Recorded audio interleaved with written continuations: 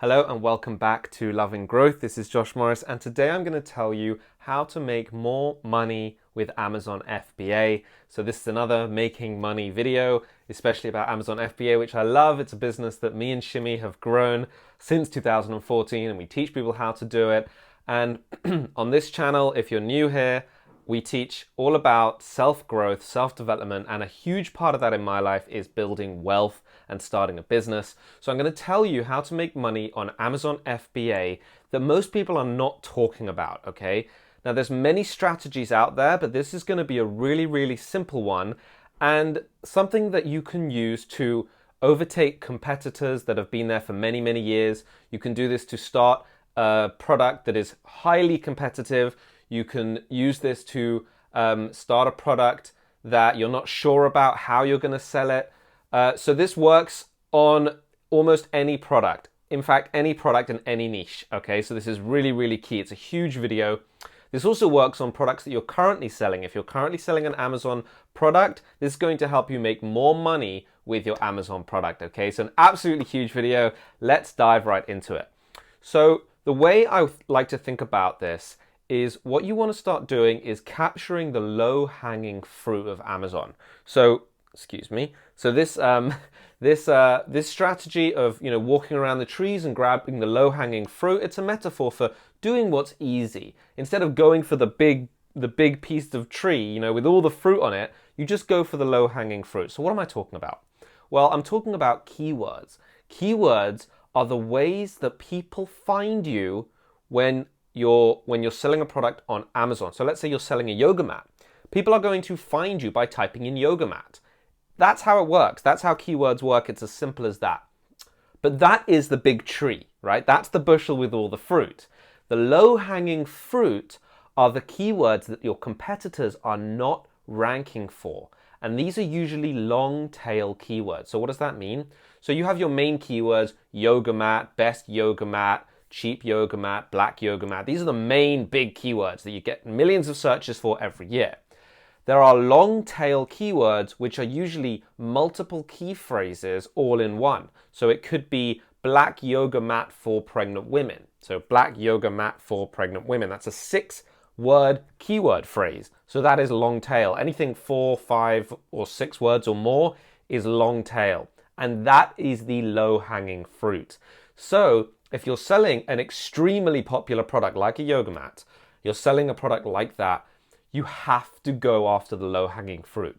And it's been shown, Google has released statistics that show about 75% of keywords searched on Google every day, that's billions of searches, by the way, is a unique first-time keyword search, which means that 75% of keywords, I think it was something like that, are brand new, never been used before. First person to ever use that keyword.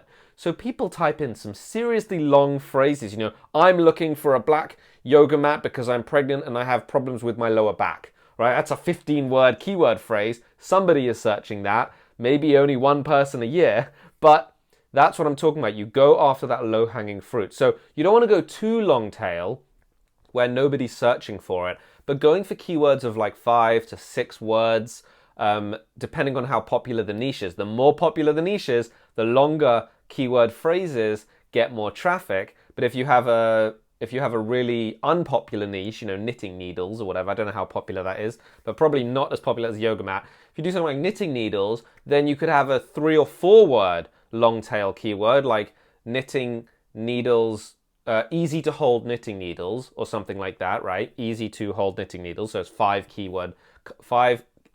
words in that key phrase.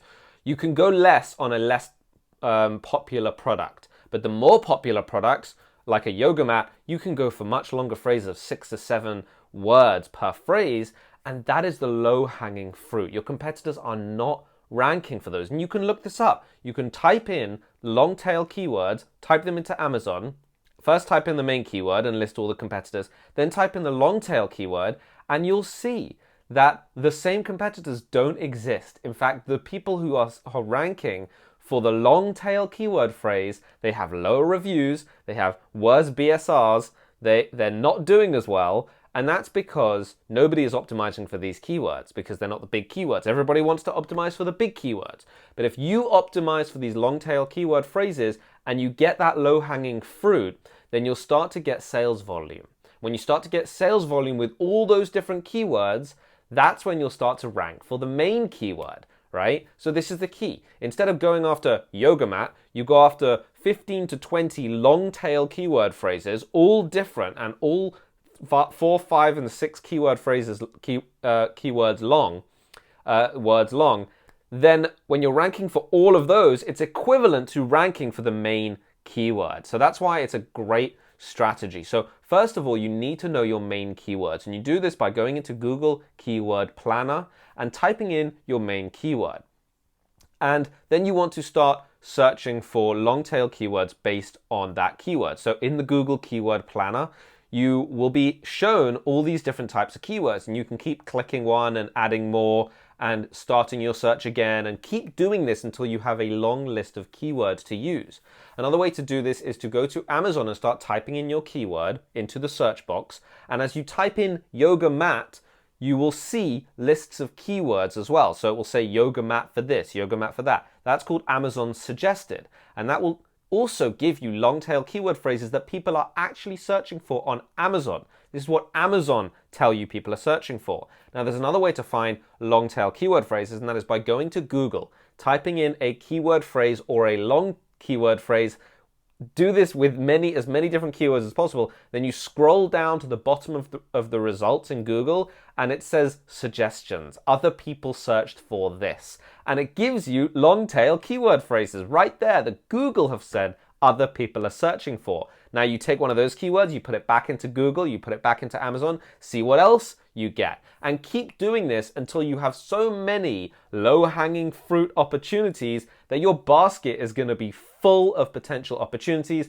And that is how you make more money on Amazon, is by having those opportunities to go for. Even if you have a high competitive product, your competitors are most likely not doing this. They're most likely going after the main keywords only, and you'll see this because they're not ranked for those lower traffic keywords, and also they're just paying for advertising on the main keywords. And because they're ranking so high on the main keywords, they're not so focused on the low-hanging fruit.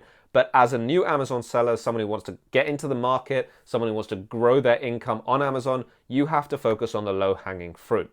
Now, there's another few keywords that I'll end off with that make it a little bit easier. So if you want to expand your search, first, use the keyword buy. Anyone who types in buy, I want to buy a yoga mat, or cheap yoga mat, or affordable yoga mat, anything related to purchasing or buying, or discount yoga mat, or yoga mats for sale, anything that has anything to do with selling, buying, get a yoga mat reviews, anything like that, where it's part of the purchasing process. Think about yourself. When you start to purchase something, what do you type in? I want to buy it. I want to get it. I want to own it. I want to have it. Like, what are those keywords you use? And then use those with your keyword. You know, what's the best yoga mat to have? Which yoga mat should I buy? Discount yoga mats, where to get a cheap yoga mat. All these are part of the purchasing journey for the customer, so use those keywords. The next is use keywords that describe the quality of the yoga mat. So best yoga mat, top rated yoga mat, highest quality yoga mat, and many other descriptive words that will be different for each niche. For example, a bag, you're going to have things like light bag or easy to organize bag or something like that. Or a yoga mat, you'll have soft or slip free. Or bed sheets, there'd be, you know, soft or fitted or something like that. So you have to do it both for the niche, but also general keywords that describe anything like best or easy to use, any other benefits that you think are related to the product. The next thing is bring gender into it, so for men or for women. So yoga mat for men, yoga mat for women, yoga mat for pregnant women, yoga mat for children, bag for children, whatever your niche is, do it for all the different segments, and that will provide you with more keywords, and then start combining those keywords together. So if black yoga mat was really popular, yoga mat for pregnant women is really popular, then you can guess someone's going to be searching black yoga mat for pregnant women. So put that keyword in as well as a really good long tail keyword. And you could do this mix and match with as many keywords as you want, and you will find hundreds of potential results. A final hack is to use brand ideas. So look for the top yoga mat brands or the top bag brands and then search for people who are looking for alternative, right? So people who are looking for brand alternative or yoga mat brand alternative, or people who are just searching for the brand, right? For example, black yoga mat for pregnant women by, and then brand name. That's a potential keyword. So start using brand names in your keywords as well. You won't be able to use this as much on your Amazon page, but you can use it in the back end. You can use brand keywords. You can use it in marketing. You could make a blog post comparing the top brands where you put all the brand keywords and then your brand. You can make a shout out article to good brands and then put your link at the bottom. So for a cheaper alternative or a quality alternative that they don't get, or maybe you have something extra on your course, on your yoga mat that they don't offer. So you can do stuff like that to start getting keywords into the whole SEO and backlink and all this stuff. And that's really it for if you want to make more money on Amazon, you have to master this long tail keyword phrase idea and go for that low hanging fruit. Now, I could talk a lot more about SEO and doing the backlinks and the marketing and the blogging and stuff like that. But for a video like this on YouTube, I'm going to keep it short and sweet. And hopefully you've learned something that can help you grow your Amazon business, get into an Amazon product that you thought was too competitive, but actually the competition is not going for this low-hanging fruit. And I hope I've given you some ideas to find some keywords for your Amazon pages. Thank you so much for watching. This is Josh Morris. If you like videos on self-growth, building your wealth, your happiness, your relationships, your life, and everything, then hit that subscribe button, bang, and the notification bell as well, and you'll get notified of future videos that I bring out on this channel. Thank you so much for watching. Take care and have an awesome day. Bye-bye.